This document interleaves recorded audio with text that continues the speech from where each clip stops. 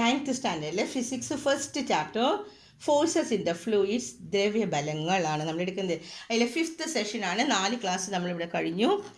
നമ്മൾ അടുത്തതായിട്ട് പറയണത് കാപ്പിലാരിറ്റിയാണ്.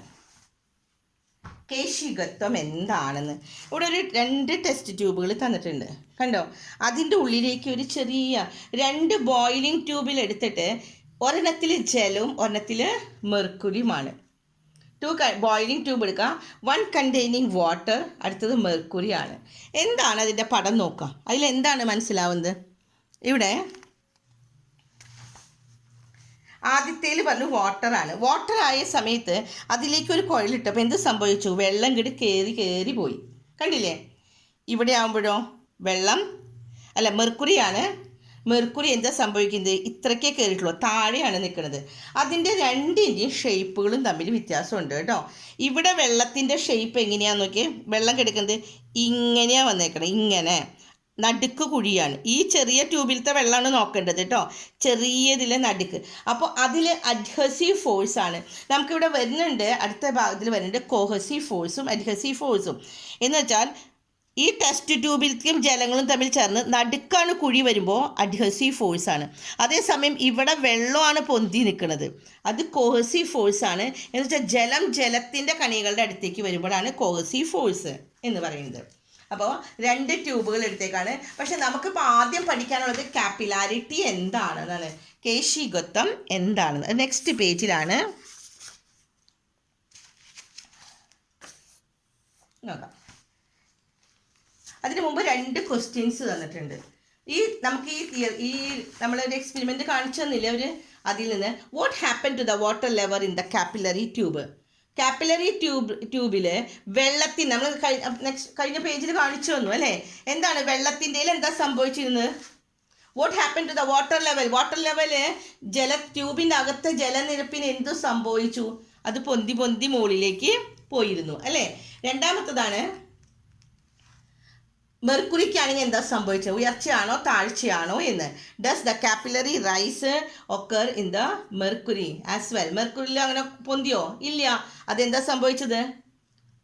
അത് താഴേക്ക് പോവുകയാണ് ചെയ്തത്. അപ്പോൾ ഇതാണ് നമുക്ക് rising of the water in a tube against the gravitation or against the weight of the water is known as capillary rice.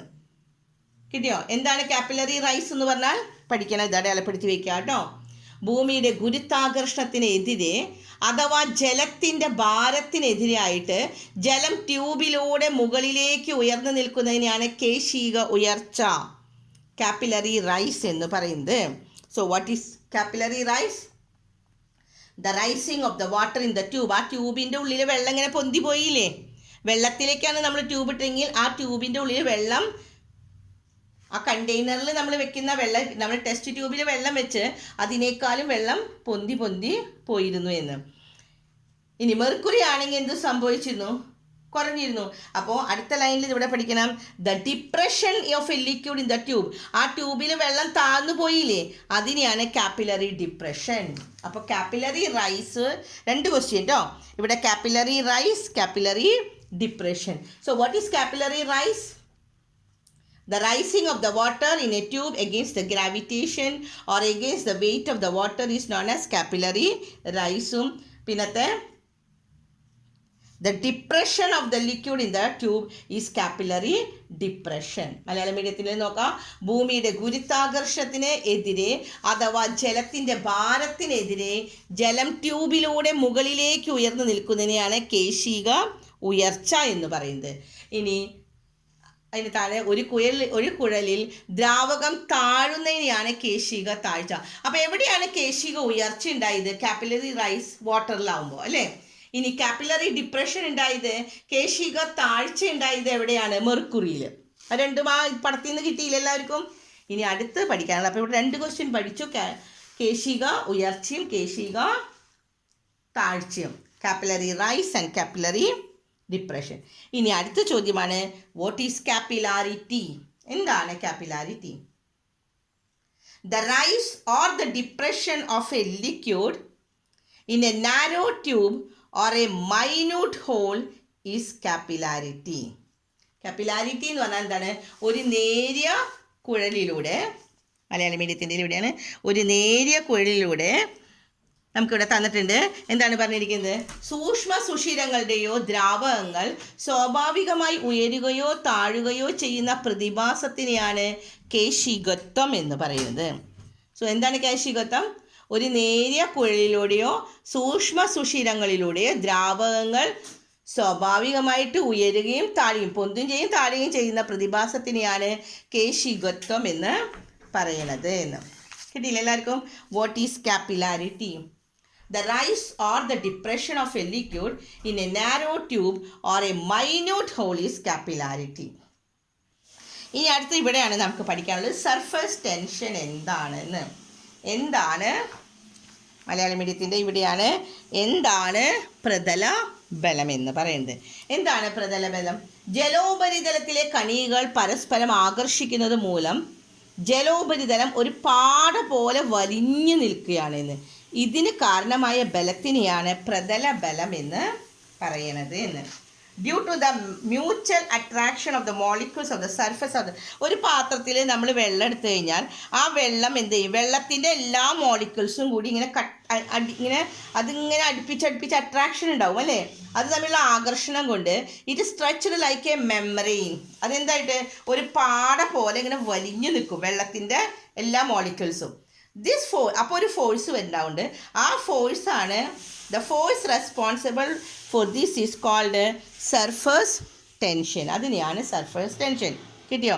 അപ്പോൾ ഈ പേജിൽ നമുക്ക് പഠിക്കാനുള്ളത് കാപ്പിലറി റൈസ്, കാപ്പിലറി ഡിപ്രഷൻ, കേശിക ഉയർച്ച, കേശിക താഴ്ച, പിന്നെ കേശികത്വം കാപ്പിലാരിറ്റി, പിന്നെ നാലാമത്തെയാണ് പഠിക്കാനുള്ളത് സർഫസ് ടെൻഷൻ, പ്രതല ബലം എന്താണെന്ന്. ഇനി കുറച്ച് അതിന് എക്സാമ്പിൾസ് ഇവിടെ നമുക്ക് തന്നിട്ടുണ്ട്. വെള്ളത്തിൻ്റെ തുള്ളി ഇങ്ങനെ നിൽക്കുന്നത് കാരണം എന്താണ്? അതിൻ്റെ മോളിക്യൂൾസ് കണ്ടോ. ഇനി ഇവിടെ നമുക്ക് പഠിക്കാനുള്ളത് ഇവിടെ ചോദിക്കുന്നത് when a soap touches the water surface the surface tension decrease ചെയ്യും and the blade had moved to one side. നമ്മളിവിടെ പറയുന്നുണ്ട് ഒരു പാത്രത്തിൽ ഇവിടെ എന്താണ് ഒരു ഗ്ലാസ്സിൽ വെള്ളം. നമ്മൾ പാഠം തുടങ്ങിയപ്പോൾ ഫസ്റ്റ് പേജിൽ കാണിച്ച പടമാണിത് അല്ലേ? ഒരു ഗ്ലാസ്, ആ ഗ്ലാസ്സിൻ്റെ വെള്ളം നിറച്ച് വെച്ചിട്ട് അതിൻ്റെ മുകളിലേക്ക് ബ്ലേഡ് വെക്കുകയാണ്. ആ ബ്ലേഡ് വെച്ച് ആ ബ്ലേഡ് താഴുന്നില്ല. കാരണം ആ വെള്ളത്തിന് ഒരു പ്രതല ബലം വരുന്നുണ്ട് അല്ലേ? ഇവിടെ പറഞ്ഞില്ലേ ഒരു പ്രതല ബലമുണ്ട്. ആ പ്രതല ബലത്തിൽ സർഫസ് ടെൻഷൻ ഉള്ളത് കൊണ്ടാണ് താഴേക്ക് പോവാത്തത്. ഇനി സർഫസ് ടെൻഷൻ പോണെങ്കിൽ നമ്മൾ എന്ത് ചെയ്താൽ മതി? ഒരു സോപ്പ് കഷ്ണം എടുത്താൽ മതി എന്ന്. അപ്പോൾ അതൊരു ക്വസ്റ്റ്യനായിട്ട് വേണമെങ്കിൽ വരാം കേട്ടോ. ബ്ലേഡ് ഇങ്ങനെ പൊന്തി കിടക്കുന്നത് അതിൻ്റെ സർഫസ് ടെൻഷൻ കൊണ്ടാണ്. ഈ സർഫസ് ടെൻഷൻ പോവാൻ എന്താ ചെയ്താൽ മതി? ഒരു സോപ്പ് കഷ്ണം എടുത്ത് ജലോപരിതലത്തിൽ ഒന്ന് തൊട്ടാൽ മതി, ഒന്ന് സ്പർശിച്ചാൽ മതി. അപ്പോൾ എന്തുണ്ടാവും? ഇവിടെ സോപ്പ് സ്പർശിച്ചപ്പോൾ പ്രതലബലം കുറയുകയും പ്രതലബലത്തിൽ നിന്ന് പൊങ്ങി നിന്ന ബ്ലേഡ് ഒരു വശത്തേക്ക് ചലിക്കുകയും ചെയ്യുന്നു എന്ന്. When the soap touched the water surface, the surface tension decreased and the blade had moved to one side. Blade ഒരു സൈഡിലേക്ക് മൂവ്. അപ്പോൾ ഇങ്ങനെയുള്ള ഈ എക്സ്പെരിമെൻറ്റിൽ സർഫസ് ടെൻഷൻ കുറയാൻ എന്താ ചെയ്യേണ്ടതെന്ന് ചോദിക്കണം. എന്താണ് ചെയ്താൽ മതി? Touch the water surface with a soap. അങ്ങനെ സോപ്പ് ഇടുന്ന സമയത്ത് എന്ത് സംഭവിക്കും? അവിടുത്തെ സർഫസ് ടെൻഷൻ പോകും and the blade move to one side. ഇനി നമ്മളോട് പറഞ്ഞേക്കാണ് place the 2 drops of mercury side by side on the glass paper. ഒരു ഗ്ലാസ് പേപ്പറിൽ അടുത്തടുത്തായിട്ട് 2 മെർക്കുറിയുടെ തുള്ളികൾ വിടാൻ. അങ്ങനെ തുള്ളികൾ ഇട്ട് കഴിയുമ്പോൾ എന്ത് സംഭവിക്കും? അടുത്തടുത്തായിട്ട് 2 തുള്ളിയിട്ട് അത് രണ്ടും കൂടി ഒന്നിച്ചു വരും അല്ലേ?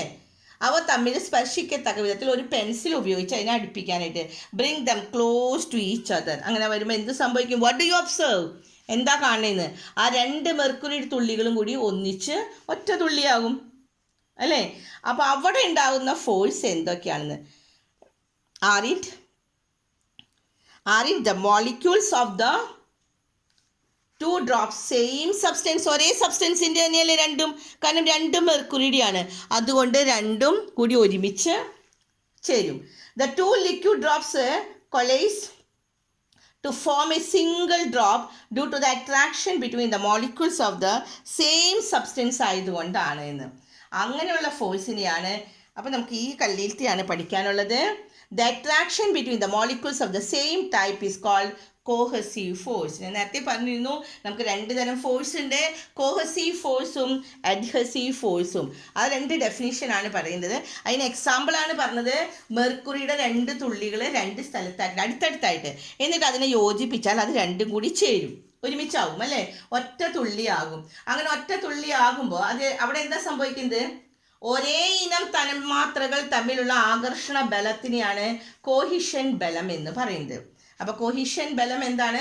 ഒരേ ഇനം തന്മാത്രകൾ തമ്മിലുള്ള ആകർഷണ ബലം. The attraction between the molecules of the same type is called cohesive force. ഇനി കുറച്ച് എക്സാമ്പിൾസ് ഇവിടെ തന്നിരിക്കുകയാണ്.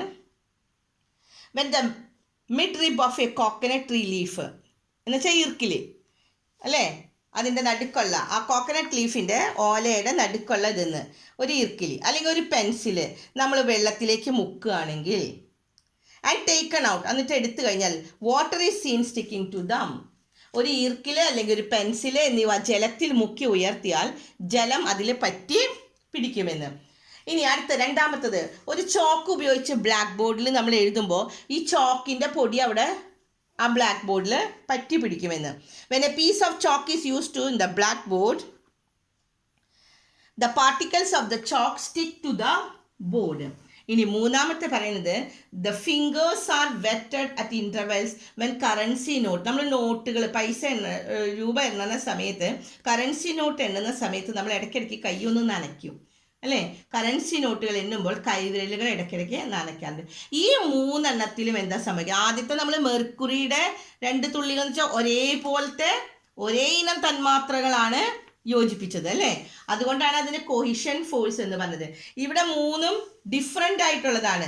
ആദ്യത്തത് ഈർക്കിലി അല്ലെങ്കിൽ പെൻസിൽ എന്ന് പറഞ്ഞത് വെള്ളത്തിൻ്റെ മോളിക്യൂൾസും ഈർക്കിലിയും, വെള്ളത്തിൻ്റെ മോളിക്യൂൾസ് അല്ലെങ്കിൽ പെൻസിലിൽ. രണ്ടാമത്തെ പറഞ്ഞു പീസ് ഓഫ് ചോക്കും ബ്ലാക്ക് ബോർഡിലും. പിന്നെ ഫിംഗേഴ്സ് ഏതാണ്? നോട്ടും വെള്ളത്തിൻ്റെ ഇതും. അപ്പോൾ അങ്ങനെയുള്ള ഫോഴ്സിനെയാണ് ഈ കല്ലിലത്തെ പഠിക്കുക കേട്ടോ.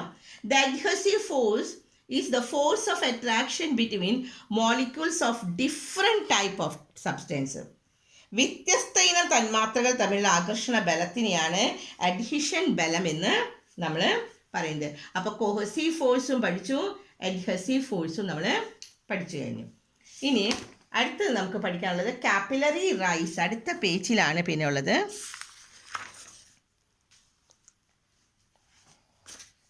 നെക്സ്റ്റ് പേജ് എടുക്കാം. കാപ്പിലറി റൈസും കാപ്പിലറി ഡിപ്രഷനും എന്നും. Capillary rise occurs when the adhesive, രണ്ടും നമ്മൾ എന്താണ് നമ്മൾ പഠിച്ചതാണ് അല്ലേ. കാപ്പിലറി റൈസ് കാപ്പിലാരിറ്റി എന്താണെന്ന് പഠിച്ചു, കാപ്പിലറി റൈസ് കേശിക ഉയർച്ചയും കേശിക താഴ്ചയും പഠിച്ചു. പക്ഷെ ഇവിടെ അതും ഈ കോഹസീവ് ഫോഴ്സും അഡ്ഹസീവ് ഫോഴ്സും തമ്മിലുള്ള റിലേഷനാണ് നമ്മൾ അടുത്തത് പറയണത്. എന്താണ് നോക്കാം, ഈ കല്ലിലത്തെ നോക്കാം. ഇതാണ് പഠിക്കാനുള്ളത്.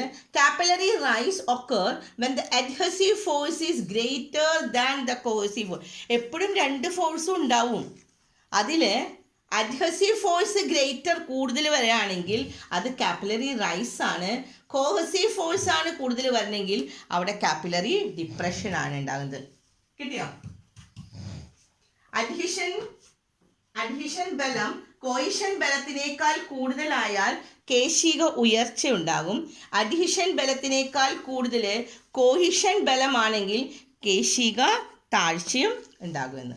അപ്പോൾ ഇത് രണ്ടും പഠിക്കണം, കേശിക ഉയർച്ചയും കേശിക താഴ്ചയും എന്ന്. കാപ്പിലറി റൈസ്, കാപ്പിലറി ഡിപ്രഷൻ രണ്ടും ഉണ്ടാകുക. അത് രണ്ടും എന്താണ് നമ്മൾ കഴിഞ്ഞ പേജിൽ പഠിച്ചതാണ്. പക്ഷെ അഡ്ഹസീവ് ഫോഴ്സ് കൂടുതലാവുമ്പോഴാണ് കാപ്പിലറി റൈസ് ഉണ്ടാവുന്നത്. കോഹസീവ് ഫോഴ്സ് കൂടുതൽ വരുന്ന സമയത്ത് കാപ്പിലറി ഡിപ്രഷൻ ആണ് നമുക്ക് ഉണ്ടാകുന്നത് എന്ന്. അടുത്ത് നമുക്ക് പഠിക്കാനുള്ളത് വിസ്കസ് ബലമാണ്. വിസ്കസ് ബലം എന്നുള്ള ടോപ്പിക്ക് നമുക്ക് അടുത്ത ദിവസം എടുക്കാം. അപ്പോൾ ഇന്ന് നമ്മൾ എന്തൊക്കെ പറഞ്ഞു കഴിഞ്ഞു? ഇന്നത്തെ നമ്മുടെ ക്ലാസ്സിൽ കുറച്ച് ക്വസ്റ്റ്യൻസ് കൂടുതലുണ്ട് പഠിക്കാനായിട്ട്. എല്ലാം സിമ്പിളായിട്ടുള്ള ക്വസ്റ്റ്യൻസ് അല്ലേ. കാപ്പിലാരിറ്റി എന്താണ് നമ്മൾ പഠിച്ചു. വാട്ട് ഈസ് കാപ്പിലാരിറ്റി, എന്താണ് കേശികത്വം എന്ന് നമ്മൾ പഠിച്ചതാണ്. The rise or the depression of the liquid in a narrow tube or a minute hole ആണ് കാപ്പിലാരിറ്റി എന്ന് പറഞ്ഞു. അവിടെ നമ്മൾ കാപ്പിലറി റൈസും കാപ്പിലറി ഡിപ്രഷനും നമ്മൾ പഠിച്ചു. കാപ്പിലറി റൈസ് എന്താണ്, കാപ്പിലറി ഡിപ്രഷൻ എന്താണ്, കേശികത്വം, കേശിക ഉയർച്ച, കേശിക താഴ്ച. അതുപോലെ തന്നെ ആ പേജിൽ നമ്മൾ പഠിച്ചതാണ് പ്രതല ബലം, സർഫസ് ടെൻഷൻ എന്താണെന്ന് പറഞ്ഞത്. പിന്നെ നമുക്ക് 2 തരം ഫോഴ്സാണ് പഠിച്ചത്, കോഹസീവ് ഫോഴ്സും അഡ്ഹസീവ് ഫോഴ്സും. ഇനി കോഹസീവ് ഫോഴ്സും അഡ്ഹസീവ് ഫോഴ്സും കാപ്പിലറി റൈസും കാപ്പിലറി ഡിപ്രഷനുമായിട്ടുള്ള റിലേഷൻ എന്താണ് നമ്മൾ പറഞ്ഞത്. അഡ്ഹസീവ് ഫോഴ്സ് ആണ് കൂടുതലെങ്കിൽ ഏത് രണ്ട് വസ്തുക്കൾ തമ്മിൽ അടുക്കുമ്പോൾ അഡ്ഹസീവ് ഫോഴ്സ് ആണ് കൂടുതലെങ്കിൽ എന്താണ് അവിടെ ഉണ്ടാകുന്നത്, കേശിക ഉയർച്ചയാണ്, കാപ്പിലറി റൈസ്. കോഹസീവ് ഫോഴ്സ് ആണ് കൂടുതലെങ്കിൽ അവിടെ കാപ്പിലറി ഡിപ്രഷൻ. എന്താണ് നമുക്ക് പറഞ്ഞത്, കോഹസീവ് ഫോഴ്സ് എന്ന് പറഞ്ഞാൽ attraction between the molecules of the same type, ഒരേ ടൈപ്പിലുള്ള വസ്തുക്കൾ മോളിക്യൂൾസ് തമ്മിൽ അടുക്കുമ്പോഴാണ് നമ്മൾ എന്തുണ്ടാവുന്നത്, കൊഹിഷൻ ബലം എന്ന് പറയുന്നത്. വ്യത്യസ്ത ഇനമാവുമ്പോൾ അത് അഡ്ഹസീവ് ആണ്.